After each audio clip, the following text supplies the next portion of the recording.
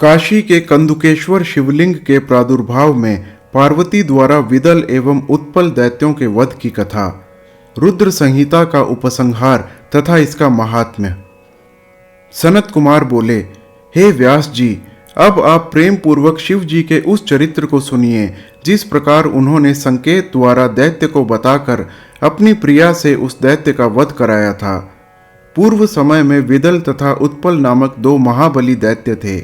वे दोनों ही ब्रह्मा जी के वर से मनुष्यों से वध न होने का वर पाकर बड़े पराक्रमी तथा अभिमानी हो गए थे। हे ब्रह्मन, उन दैत्यों ने अपनी भुजाओं के बल से तीनों लोकों को तृणवत कर दिया तथा संग्राम में संपूर्ण देवताओं को जीत लिया। उन दैत्यों से पराजित हुए सब देवता ब्रह्मा जी की शरण में गए और आदर से उनको विधि पूर्वक प्रणाम कर उन्होंने दैत्यों के उपद्रव को कहा। तब ब्रह्मा जी ने उनसे यह कहा कि ये दोनों दैत्य निश्चय ही पार्वती जी द्वारा मारे जाएंगे। आप सब पार्वती सहित शिव जी का भली भांति स्मरण करके धैर्य धारण कीजिए। देवी सहित भक्त वत्सल तथा कल्याण करने वाले वे परमेश्वर बहुत शीघ्र ही आप लोगों का कल्याण करेंगे। सनत कुमार बोले, तब देवताओं से ऐसा कहकर वे ब्रह्मा जी शिव का स्मरण करके मौन हो गए और वे देवता भी प्रसन्न होकर अपने अपने लोक को चले गए। तत्पश्चात शिव जी की प्रेरणा से देवर्षि नारद जी ने उनके घर जाकर पार्वती की सुंदरता का वर्णन किया। तब नारद जी का वचन सुनकर माया से मोहित, विषयों से पीड़ित तथा पार्वती का हरण करने की इच्छा वाले उन दैत्यों ने मन में विचार किया कि प्रारब्ध के उदय होने के कारण हम दोनों को वह पार्वती कब और कहाँ मिलेगी। किसी समय शिव जी अपनी लीला से विहार कर रहे थे। उसी समय पार्वती भी कौतुक से अपनी सखियों के साथ प्रीतिपूर्वक शिव जी के समीप कंदुक क्रीड़ा करने लगीं। ऊपर को गेंद फेंकती हुई, अपने अंगों की लघुता का विस्तार करती हुई, श्वास की सुगंध से प्रसन्न हुए भौरों से घिरने के कारण चंचल नेत्र वाली, केश पाश से माला के टूट जाने के कारण अपने रूप को प्रकट करने वाली, पसीना आने से उसके कणों से कपोलों की पत्र रचना से शोभित, प्रकाशमान चोलांशुक के मार्ग से निकलती हुई अंग की कांति से व्याप्त, शोभायमान गेंद को ताड़न करने से लाल हुए कर कमलों वाली और गेंद के पीछे दृष्टि देने से कंपायमान भौं रूपी लता के अंचल वाली जगत की माता पार्वती खेलती हुई दिखाई दी। आकाश में विचरते हुए उन दोनों दैत्यों ने कटाक्षों से देखा मानो उपस्थित मृत्यु ने ही दोनों को गोद में ले लिया हो। ब्रह्मा जी के वरदान से गर्वित विदल और उत्पल नामक दोनों दैत्य अपनी भुजाओं के बल से तीनों लोकों को तृण के समान समझते थे। कामदेव के बाणों से पीड़ित हुए दोनों दैत्य उन देवी पार्वती के हरण की इच्छा से शीघ्र ही शांबरी माया करके आकाश से उतरे। अति दुराचारी एवं अति चंचल मन वाले वे दोनों दैत्य माया से गणों का रूप धारण कर पार्वती के समीप आए। तभी दुष्टों का नाश करने वाले शिव जी ने क्षणमात्र में चंचल नेत्रों से उन दोनों को जान लिया। सर्वस्वरूपी महादेव ने संकट को दूर करने वाली पार्वती की ओर देखा। उन्होंने समझ लिया कि ये दोनों दैत्य हैं, गण नहीं हैं।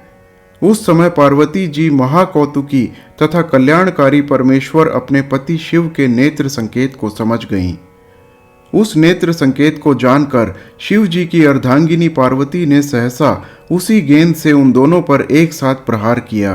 तब महादेवी पार्वती के गेंद से प्रताड़ित हुए महाबलवान वे दोनों दुष्ट घूम घूम कर उसी प्रकार गिर पड़े जिस प्रकार वायु के वेग से ताड़ के वृक्ष के गुच्छे से पके हुए फल तथा वज्र के प्रहार से सुमेरु पर्वत के शिखर गिर जाते हैं। कुत्सित कर्म में प्रवृत्त हुए उन दोनों दैत्यों को मारकर वह गेंद लिंग स्वरूप को प्राप्त हुआ। उसी समय से वह लिंग कंदुकेश्वर नाम से प्रसिद्ध हो गया। सभी दोषों का निवारण करने वाला वह लिंग ज्येष्ठेश्वर के समीप है। इसी प्रकार शिव को प्रकट हुआ जानकर विष्णु, ब्रह्मा आदि सब देवता तथा ऋषिगण वहां आए। इसके बाद संपूर्ण देवता तथा काशी निवासी शिव जी से वरों को पाकर उनकी आज्ञा से अपने स्थान को चले गए। पार्वती सहित महादेव को देखकर उन्होंने अंजलि बांधकर प्रणाम कर भक्ति और आदर पूर्वक मनोहर वाणी से उनकी स्तुति की। हे व्यास जी, उत्तम विहार को जानने वाले भक्त वत्सल शिव जी पार्वती के साथ क्रीड़ा करके प्रसन्न होकर गणों सहित अपने लोक को चले गए। काशीपुर में कंदुकेश्वर नामक लिंग दुष्टों को नष्ट करने वाला, भोग और मोक्ष को देने वाला तथा निरंतर सत्पुरुषों की कामना को पूर्ण करने वाला है। जो मनुष्य इस अद्भुत चरित्र को प्रसन्न होकर सुनता या सुनाता है, पढ़ता या पढ़ाता है, उसको दुख और भय नहीं होता है।